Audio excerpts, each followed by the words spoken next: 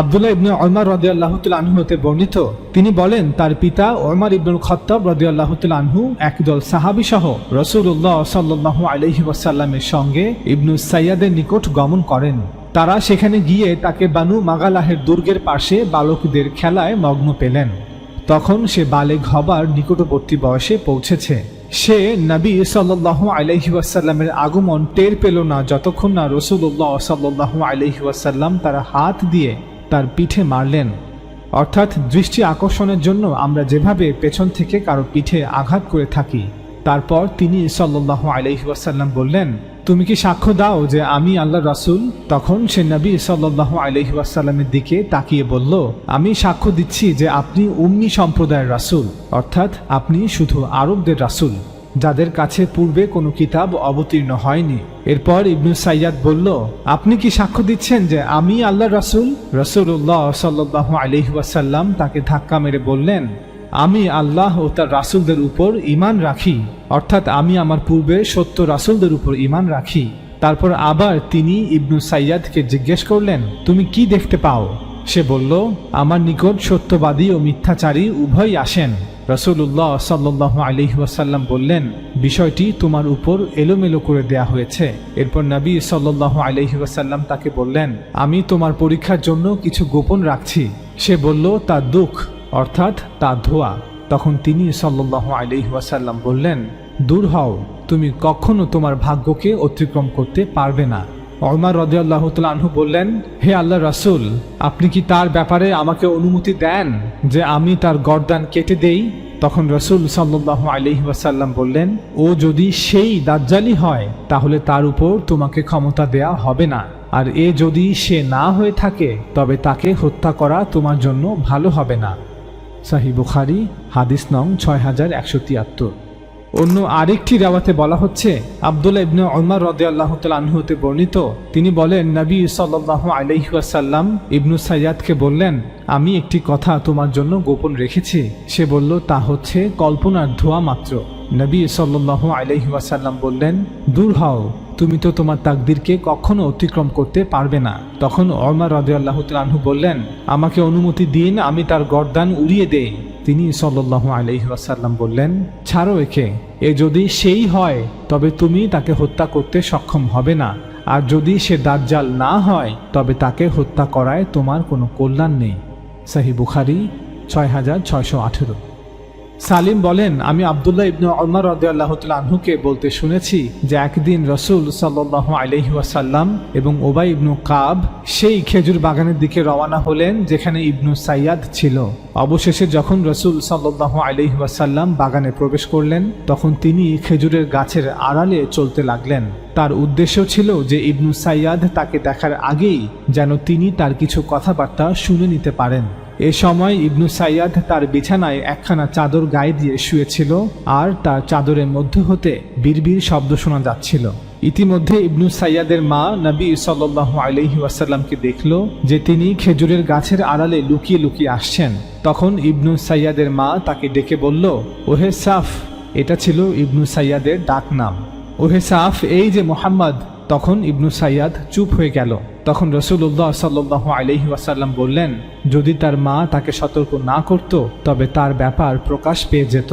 সহিহ বুখারী হাদিস নং 6174।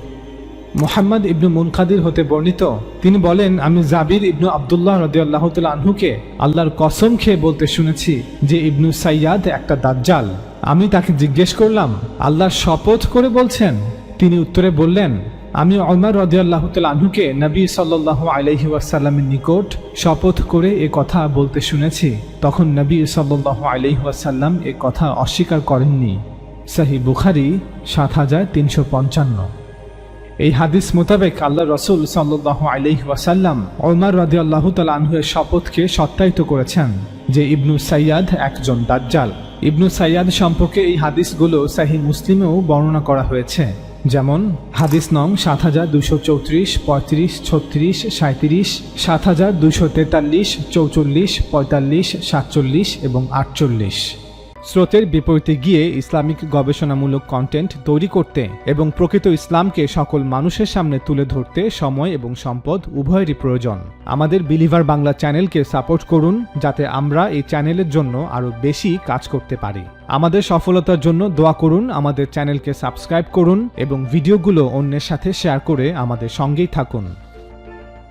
ডক্টর হাকিম আল মুতাইরি এবং ডক্টর ইয়াসির কাদি মতে এই হাদিসগুলো জাসাসার হাদিসটির সাথে সাংঘর্ষিক। ডক্টর ইয়াসির কাদি বলেন, দাজ্জাল যদি কোনো দ্বীপে বন্দী থাকে তবে রাসূল সাল্লাল্লাহু আলাইহি ওয়াসাল্লাম কেন মদিনার একজন ইহুদি যুবক ইবনু সাইয়াদকে দাজ্জাল সন্দেহ করবেন?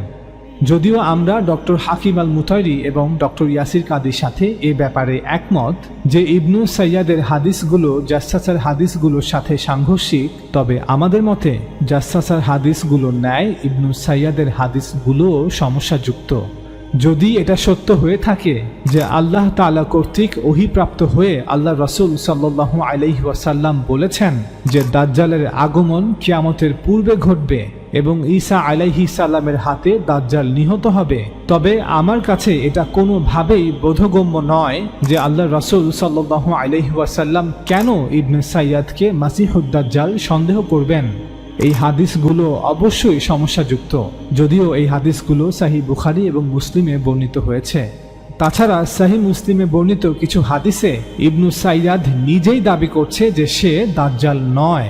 আবার সহিহ বুখারীর হাদিসে ওমর রাদিয়াল্লাহু তাআলা আনহু শপথ করে বলছেন যে ইবনু সাইয়াদ দাজ্জাল, এবং আল্লাহ রাসূল সাল্লাল্লাহু আলাইহি ওয়াসাল্লাম ওমর রাদিয়াল্লাহু তাআলা আনহুর এই শপথকে সত্যায়িত করেছেন। অর্থাৎ এই সহিহ হাদিসগুলো একটি আরেকটির সাথে সাংঘর্ষিক।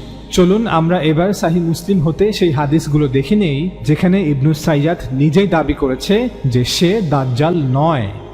আবু সাঈদ আল খুদরি রাদিয়াল্লাহু তাআলা আনহু হতে বর্ণিত, তিনি বলেন, আমরা একবার হজ এবং উমরার উদ্দেশ্যে রওনা হলাম। আমাদের সঙ্গে ইবনু সাইয়াদও ছিল। তারপর কোনো এক মঞ্জিলে আমরা অবতরণ করলাম, অর্থাৎ বিরতি নিলাম।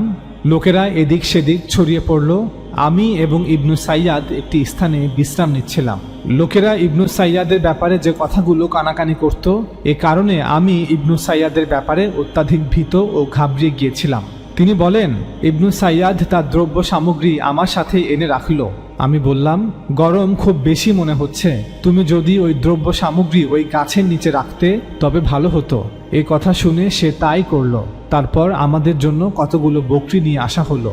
এ দেখে ইবনু সাইয়াদ সেখানে গেল এবং এক পাত্র দুধ নিয়ে এলো। এরপর সে আমাকে বলল, হে আবু সাঈদ, তুমি দুধ পান করে নাও। আমি বললাম, গরম খুব বেশি আর দুধও গরম।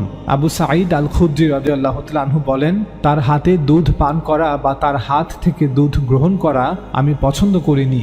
এ দেখে ইবনু সাইয়াদ বলল, হে আবু সাঈদ, লোকেরা আমার ব্যাপারে যেসব কথাবার্তা বলছে, এখন আমার ইচ্ছে হয় যে আমি একটি রশি নিয়ে সেটা গাছে লটকিয়ে ফাঁসি দিয়ে মরে যাই এবং তাদের এই কথাগুলো থেকে পরিত্রাণ লাভ করি। তারপর সে বলল, হে আবু সাঈদ, তোমাদের আনসার সম্প্রদায়ের চেয়ে রাসূল সাল্লাল্লাহু আলাইহি ওয়াসাল্লামের হাদিস আর কারো কাছে অজানা নেই। অর্থাৎ তোমরা তো রাসূল সাল্লাল্লাহু আলাইহি ওয়াসাল্লামের সকল কথাই জানো। তুমি কি রাসূল সাল্লাল্লাহু আলাইহি ওয়াসাল্লামের হাদিস সম্বন্ধে সবচেয়ে বেশি জ্ঞাত নও? রাসূলুল্লাহ সাল্লাল্লাহু আলাইহি ওয়াসাল্লাম কি বলেননি যে সে ব্যক্তি অর্থাৎ দাজ্জাল কাফির হবে, অথচ আমি একজন মুসলিম? রাসূলুল্লাহ সাল্লাল্লাহু আলাইহি ওয়াসাল্লাম কি বলেননি যে দাজ্জাল নিঃসন্তান হবে আর তার কোনো সন্তান হবে না, অথচ মদিনায় আমি আমার সন্তান রেখে এসেছি, অর্থাৎ আমার তো সন্তান আছে? রাসূলুল্লাহ সাল্লাল্লাহু আলাইহি ওয়াসাল্লাম কি বলেননি যে দাজ্জাল মক্কা ও মদিনা প্রবেশ করতে পারবে না, অথচ আমি মদিনার অধিবাসী এবং মদিনা থেকে এসেছি এবং হজ ও উমরার উদ্দেশ্যে মক্কা যাবার ইচ্ছা করছি? আবু সাঈদ আল খুদরি রাদিয়াল্লাহু তাআলা আনহু বলেন, তার কথায় আমি তাকে বিশ্বাস করার কাছাকাছি পৌঁছে গিয়েছিলাম। অতঃপর ইবনু সাইয়াদ বলল, আল্লাহর শপথ, আমি তাকে অর্থাৎ দাজ্জালকে চিনি, তার জন্মস্থানও চিনি এবং এখন সে কোথায় অবস্থান করছে তাও আমি জানি। আবু সাঈদ আল খুদরি রাদিয়াল্লাহু তাআলা আনহু বলেন, এ কথা বলে সে আমাকে দ্বিধা ও সংশয়ে ফেলে দিল। লোকেরা ইবনু সাইয়াদকে জিজ্ঞেস করল, তুমি যদি দাজ্জাল হও তাতে কি তুমি আনন্দিত হবে? উত্তরে সে বলল, যদি আমাকে দাজ্জাল রূপে সাব্যস্ত করা হয় তবে আমি তাতে নারাজ হব না। এ কথা শুনে আমি বললাম, তোমার সারাটা দিন ধ্বংস হোক, অকল্যাণকর হোক। সহিহ মুসলিম হাদিস নং 7238, 39 এবং 40। সহিহ মুসলিমের এই 3টি হাদিস থেকে এটা স্পষ্ট যে ইবনু সাইয়াদ পরবর্তীতে ইসলাম গ্রহণ করেছিল, কিন্তু আবার সেই হজের সফরে বলছে যদি তাকে দাজ্জাল রূপে সাব্যস্ত করা হয় তবে সে তাতে নারাজ হবে না। যদি এমন কথা কোনো মুসলমান জেনে শুনে বুঝে বলে থাকে তবে নিশ্চয়ই তার ঈমান থাকবে না।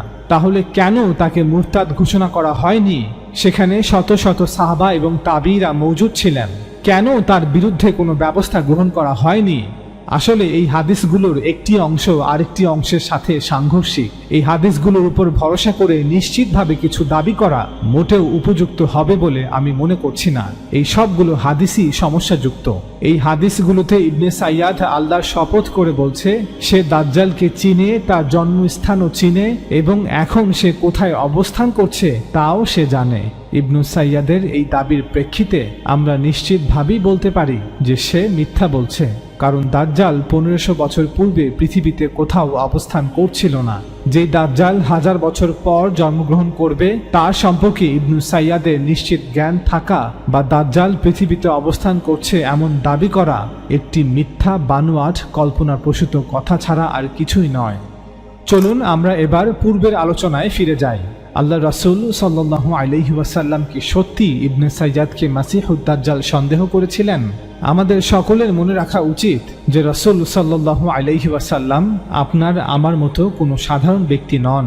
তিনি আল্লাহর একজন রাসূল, যিনি সর্বাবস্থায় আল্লাহর আশ্রয়ে ছিলেন। আল্লাহ তাআলার পক্ষ হতে যার কাছে ওহী অবতীর্ণ হয়। যদি দাজ্জাল কিয়ামতের একটি আলামত হয়ে থাকে তবে দাজ্জালের আগমন নিঃসন্দেহে ধর্মের বিষয়বস্তু। আর ধর্মের বিষয়বস্তু সম্পর্কে আল্লাহ তাআলা জিবরিলের মাধ্যমে অবশ্যই তার রাসূলকে জানিয়েছিলেন যে দাজ্জাল কবে আসবে। অতএব এমনটা ভাবার কোনো কারণ নেই যে রাসূল সাল্লাল্লাহু আলাইহি ওয়াসাল্লাম ইবনে সাইয়াদকে মাসিহুদ দাজ্জাল সন্দেহ করবেন, কারণ আমরা সহিহ বুখারী এবং সহিহ মুসলিমের বিভিন্ন সহিহ হাদিস থেকেই জানতে পারি যে আল্লাহ তাআলা নবী সাল্লাল্লাহু আলাইহি ওয়াসাল্লামকে পূর্বেই জানিয়েছিলেন যে দাজ্জালের আগমন কিয়ামতের পূর্বে ঘটবে এবং ঈসা আলাইহিস সালামের হাতে দাজ্জাল নিহত হবে। কেউ হয়তো বলতে পারেন যে আসলে দাজ্জাল কবে আসবে তা রাসূল সাল্লাল্লাহু আলাইহি ওয়াসাল্লামকে আল্লাহ তাআলা পরে জানিয়েছেন বা জিবরিলের মাধ্যমে তাকে পরে জানানো হয়েছে, তাই তিনি সাল্লাল্লাহু আলাইহি ওয়াসাল্লাম ইবনু সাইয়াদকে মাসিহুদ দাজ্জাল সন্দেহ করেছেন। আমরা এমন ধারণার জবাবে বলবো রাসূল সাল্লাল্লাহু আলাইহি ওয়াসাল্লাম যদি ইবনু সাইয়াদকে মাসিহুদ দাজ্জাল সন্দেহ করেই থাকেন তবে এটা নিশ্চিতভাবেই বলা যায় যে নবী সাল্লাল্লাহু আলাইহি ওয়াসাল্লাম জানতেন দাজ্জাল কি এবং দাজ্জালের মিশন কি। কারণ দাজ্জাল সম্পর্কে কিছু না জেনে থাকলে তিনি সাল্লাল্লাহু আলাইহি ওয়াসাল্লাম কেন এবং কিভাবে কাউকে দাজ্জাল সন্দেহ করতে পারবেন? দাজ্জাল সম্পর্কে তার ধারণা না থাকলে তিনি কিভাবে ইবনু সাইয়াদকে দাজ্জাল সন্দেহ করবেন? উদাহরণস্বরূপ, যদি জিন জাতি সম্পর্কে আমার কোনো ধারণাই না থাকে তবে আমি কেন রাতের অন্ধকারে কোনো ব্যক্তিকে জিন বলে সন্দেহ করব? একইভাবে রাসূল সাল্লাল্লাহু আলাইহি ওয়াসাল্লাম জানতেন দাজ্জাল কি এবং কি তার মিশন, অন্যথায় তিনি কেন ইবনে সাইয়াদকে মাসিহুদ দাজ্জাল সন্দেহ করবেন? আমাদের সহজ সরল দাবি হচ্ছে রাসূল সাল্লাল্লাহু আলাইহি ওয়াসাল্লাম ইবনে সাইয়াদকে মাসিহুদ দাজ্জাল সন্দেহ করেননি, কারণ সহিহ বুখারী ও সহিহ মুসলিমের একাধিক সহিহ হাদিস অনুযায়ী তিনি সাল্লাল্লাহু আলাইহি ওয়াসাল্লাম জানতেন দাজ্জালের আগমন কিয়ামতের পূর্বে ঘটবে এবং ঈসা আলাইহিস সালামের হাতে দাজ্জাল নিহত হবে। এখন প্রশ্ন হতে পারে যে ইবনে সাইয়াদের ঘটনা কি পুরোটাই মিথ্যা? তাকে নিয়ে এমন কোনো ঘটনাই কি ঘটেনি? রাসূল সাল্লাল্লাহু আলাইহি ওয়াসাল্লাম আসলেই তাকে মাসিহুদ দাজ্জাল সন্দেহ করেননি? এর উত্তরে আমরা বলবো আসলে এ বিষয়ে নিশ্চিতভাবে কিছুই বলা সম্ভব নয়। তবে আল্লাহর উপর ভরসা করে আমরা ধারণা করতে পারি যে হয়তো কোনো কোনো সাহাবা ইবনু সাইয়াদের ইহুদি ধর্ম ত্যাগ করে ইসলাম ধর্ম গ্রহণকে সন্দেহের চোখে দেখতেন। এজন্য হয়তো তাকে কেউ কেউ ভণ্ড মনে করতেন। এই অর্থে ইবনু সাইয়াদকে ভণ্ড বা দাজ্জাল বলা হয়ে থাকতে পারে। হয়তো এই কারণেই কোনো কোনো সাহাবা তাকে দাজ্জাল বলতেন, অর্থাৎ সে একজন ভণ্ড। তাকে দাজ্জাল বলার আরেকটি কারণ হতে পারে আল্লাহ রাসূল সাল্লাল্লাহু আলাইহি ওয়াসাল্লাম যখন তাকে ইসলাম গ্রহণ করতে আহ্বান জানিয়েছিলেন তখন সে এর জবাবে নিজেকেই নবী দাবি করেছিল। এই দুটি কারণে যে কোনো একটি অথবা উভয়টির কারণেই ইবনে সাইয়াদকে কোনো কোনো সাহাবা দাজ্জাল মনে করতেন। হয়তো এই দুটি কারণের যে কোনো একটি অথবা উভয়টির কারণেই ইবনে সাইয়াদকে দাজ্জাল বলা হয়ে থাকতে পারে। আরবিতে দাজ্জাল শব্দের অর্থ ভণ্ড বা প্রতারক। ভণ্ড নবীদেরকে আল্লাহ রাসূল সাল্লাল্লাহু আলাইহি ওয়াসাল্লাম এই কারণেই দাজ্জাল বলে অভিহিত করেছিলেন। বুখারী এবং আবু দাউদের একটি হাদিস অনুযায়ী আল্লাহ রাসূল সাল্লাল্লাহু আলাইহি ওয়াসাল্লাম বলেন, কিয়ামত কায়েম হবে না যে পর্যন্ত প্রায় ৩০ জন মিথ্যাচারী দাজ্জালের আবির্ভাব না হবে। এরা সবাই নিজেকে আল্লাহর রাসূল বলে দাবি করবে। সহিহ বুখারী হাদিস নং 3609।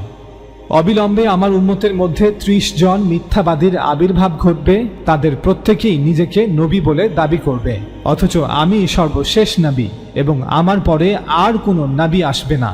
আবু দাউদ হাদিস নং 4252। এই হাদিসগুলো থেকে এটা পরিষ্কার যে নবী সাল্লাল্লাহু আলাইহি ওয়াসাল্লামের আগমনের পর যদি কেউ নিজেকে নবী হিসেবে দাবি করে তবে সে ভণ্ড প্রতারক, অর্থাৎ সে দাজ্জাল। কারণ দাজ্জাল শব্দের অর্থই হচ্ছে ভণ্ড প্রতারক। হয়তো এই অর্থেই অনেকে ইবনে সাইয়াদকে দাজ্জাল মনে করত। সুতরাং ইবনে সাইয়াদ বিষয়ে আমাদের দাবি হচ্ছে সাহাবাদের কেউ কেউ হয়তো তাকে একজন দাজ্জাল মনে করত, কিন্তু পরবর্তীতে তাবেঈ বা তাবেঈদের জামানায় তাকে মাসিহুদ দাজ্জাল বলা হয়ে থাকতে পারে। অর্থাৎ সময়ের সাথে সাথে ইবনু সাইয়াদ দাজ্জাল থেকে মাসিহুদ দাজ্জাল পরিচিতি লাভ করে। এটি আমাদের ব্যাখ্যা। তবে প্রকৃত সত্য আল্লাহ তাআলাই ভালো জানেন। আমরা এই দীর্ঘ আলোচনা হতে প্রমাণ করার চেষ্টা করলাম যে সহিহ মুসলিমে বর্ণিত জাসসাসার হাদিসগুলো নিঃসন্দেহে সমস্যাযুক্ত এবং দলিল হিসেবে গ্রহণযোগ্য নয়। যদিও এই হাদিসগুলো সহিহ বুখারী এবং সহিহ মুসলিমে সহিহ সনদে বর্ণিত হয়েছে। একইভাবে সহিহ বুখারী ও সহিহ মুসলিমে বর্ণিত ইবনে সাইয়াদের হাদিসগুলোও সমস্যাযুক্ত এবং দলিল হিসেবে গ্রহণযোগ্য নয়। রাসূল সাল্লাল্লাহু আলাইহি ওয়াসাল্লাম ইবনে সাইয়াদকে মাসিহুদ দাজ্জাল সন্দেহ করেননি, তবে সাহাবাদের কেউ কেউ হয়তো তাকে একজন দাজ্জাল মনে করত, অর্থাৎ তাকে ভণ্ড প্রতারক মনে করত। কারণ আল্লাহ রাসূল সাল্লাল্লাহু আলাইহি ওয়াসাল্লাম যখন তাকে ইসলাম গ্রহণ করতে আহ্বান জানিয়েছিলেন তখন সে এর জবাবে নিজেকেই নবী দাবি করেছিল। পাশাপাশি হয়তো কোনো সাহাবা ইবনে সাইয়াদের ইহুদি ধর্ম ত্যাগ করে ইসলাম ধর্ম গ্রহণকেও সন্দেহের চোখে দেখতেন। তাই সাহাবাদের কেউ কেউ হয়তো তাকে একজন দাজ্জাল মনে করত, কিন্তু পরবর্তীতে তাবেঈ বা তাবেঈদের জামানায় তাকে ভুলবশত দাজ্জাল থেকে মাসিহুদ দাজ্জাল বলা হয়ে থাকতে পারে। অর্থাৎ সময়ের সাথে সাথে সে দাজ্জাল থেকে মাসিহুদ দাজ্জাল পরিচয়ে পরিচিত হয়ে যায়। তবে প্রকৃত সত্য আল্লাহই ভালো জানেন।